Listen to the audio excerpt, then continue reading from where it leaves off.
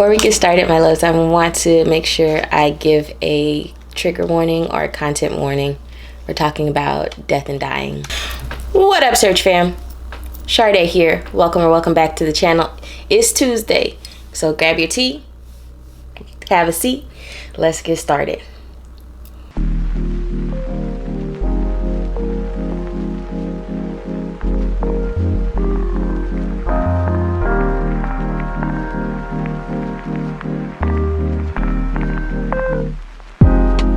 Hello, my dear ones. I hope that you are doing well, that wherever this finds you, you're finding a little bit of joy and peace for the day. I don't know if you can tell because I have quite a lot of hair on my head, but I am wearing cat ears today that I've had for quite a while from like an old Halloween costume. Because, you know, sometimes you need a little whimsy. So that's what I'm doing, finding a little bit of whimsy. I am drinking my ginger turmeric tea today as we spill the tea on life. Yummy, so good. I was preparing a sermon for Sunday, last Sunday. And for those of you who don't know, I am an ordained minister in the Baptist church. Very raggedy minister in the Baptist church. Neither here nor there though. But I thought I had to preach on last Sunday, so for last week and a little bit of the week prior, I was trying to get myself into the mode of preparing a sermon, and that's a whole process and ritual to get ready to, you know, go before the people. But I was thinking a lot about death, and last week, definitely, I've been enjoying a book by one of my former professors that called Invasion of the Dead, and this is it. It's not a very long book, but it's about preaching resurrection and apocalyptic texts. But my former professor, he talks about it in terms of pop culture and like zombies. I've been reading that, and I was thinking through the idea of death and how, you know, death seems to be this finality in a lot of ways, but it struck me how many times one actually dies. And in the sense that as we grow and we evolve and we change, the former versions of ourselves, they literally transition. They are no longer into being because we're made evolved. We're a little bit different than we were. And I frequently think about that in terms of reflecting on who I've been at various points in my adulthood and putting that up against who I am right now. And I've gotten to a point now in my well into my 30s that I can see how much I've evolved. I can see the person I am now, and it's to the point where I've come to really enjoy the person that I am. But one of the things that nothing I think really prepares you for, nobody really talks about it in the space of, you know, personal development, self-growth, you know, that arena, that as we're trying to level up and we're trying to grow and become closer to the person that we want to become, you know, that these versions of ourselves die. We let go of certain things about ourselves. We let go of characteristics, mindsets. We let go of relationships a lot of times, actions, behaviors.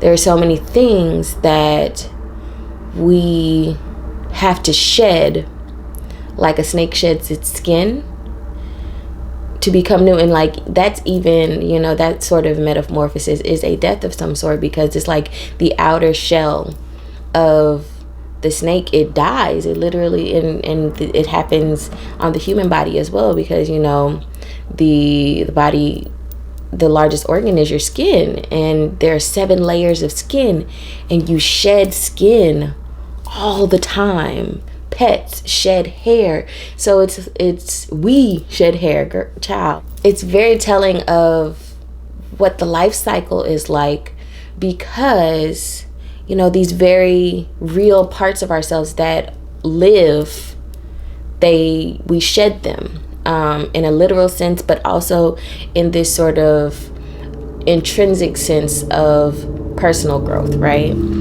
And so when that happens, sometimes it's not a joyous and victorious occasion. Sometimes it's deeply painful, especially when you are coming to terms with problematic things that you've experienced, or problematic things about yourself or trauma that you are healing from. And I think it's especially true of healing. Healing is messy. Healing is painful sometimes. And when we are getting to the point where we're evolving and becoming different, we sometimes grieve the loss of who we were. And I think sometimes it's in terms of like getting out of one's comfort zone. I can think really clearly about a person that I, had developed very deep feelings for in my mid-20s. And this is probably the most clear example of this in my mind off the top of my head. But for a few years after the sort of dissolution of our relationship, because it was not clean cut, and it usually is not ever clean cut, but it left a lot in the air and to be desired and unsettled within me. And I wrestled with the loss a lot. But I mean, a few years down the road, as I reflected on it, and I'm trying to do healing in other areas, when this person would come back up in my mind, I had to think, even if I could reunite with that person, or heal the relationship, resolve the relationship in some ways, that person is no longer here. You know what I'm saying? The person that I was in relationship with, that I had this deep connection to and friendship with, that particular person from that point in time is no longer present, because they have evolved and I have evolved. So more importantly, like I, as much as I might have wanted to or desired to come to some sort of resolution where the two of us could have continue to be in one another's lives, I too was a different person. The person I was at the point of our time together no longer existed. That person had, in essence, transitioned. She died. And it was sad. It was painful. There was a lot of crying and tears for the loss of that moment that we were in one another's lives, but also for the person that I shed in the process in subsequent years, as I grew and evolved and tried to heal and tried to confront various issues within myself that were present when I was engaged in relationship with this person.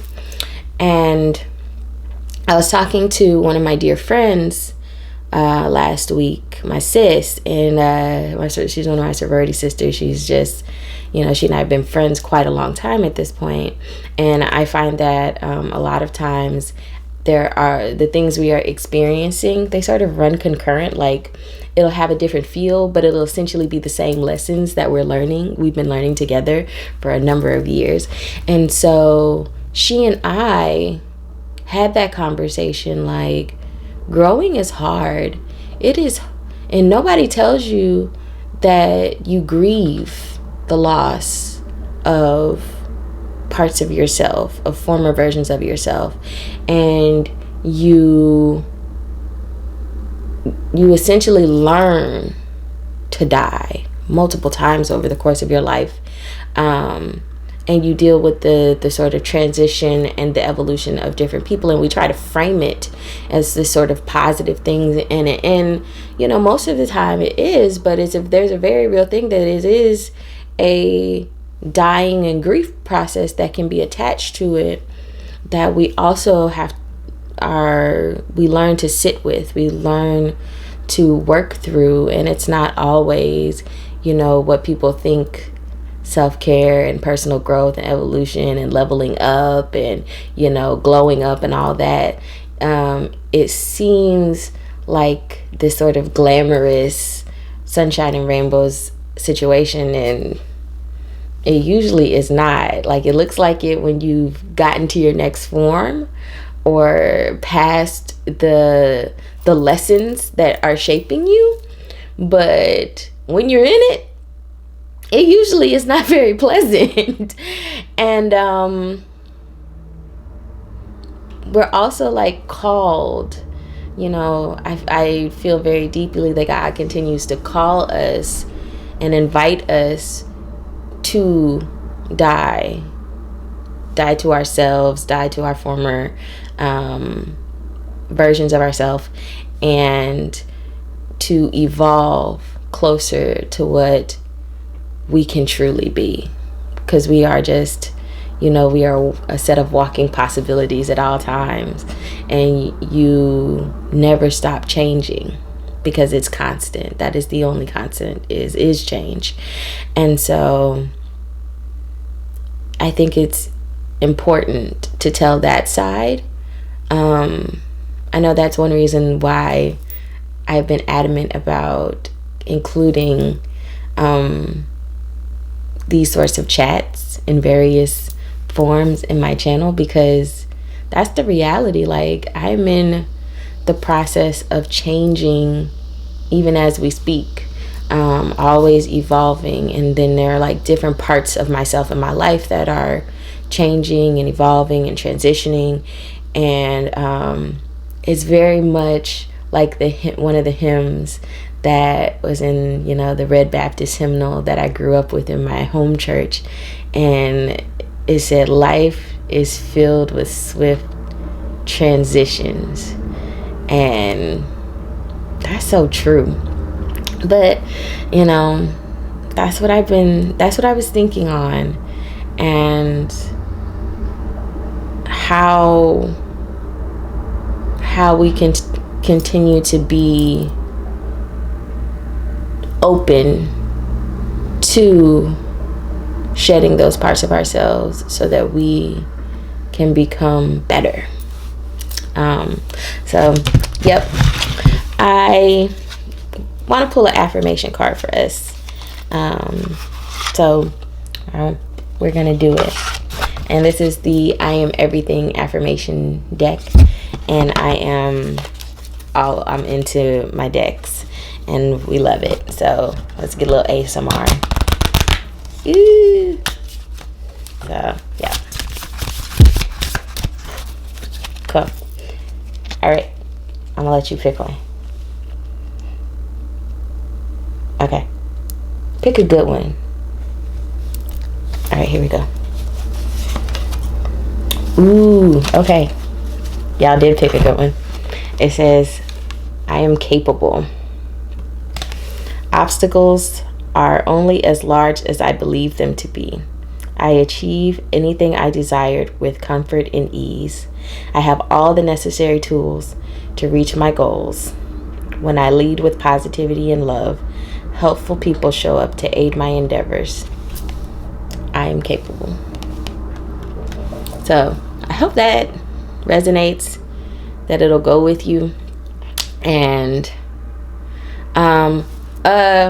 we hit 500 subscribers like sometime last week. I peeped it when I was uploading last week, and I wanted to make sure I said thank you to everyone who has subscribed, my OG subscriber who's been rocking with me from the beginning. I love y'all so much.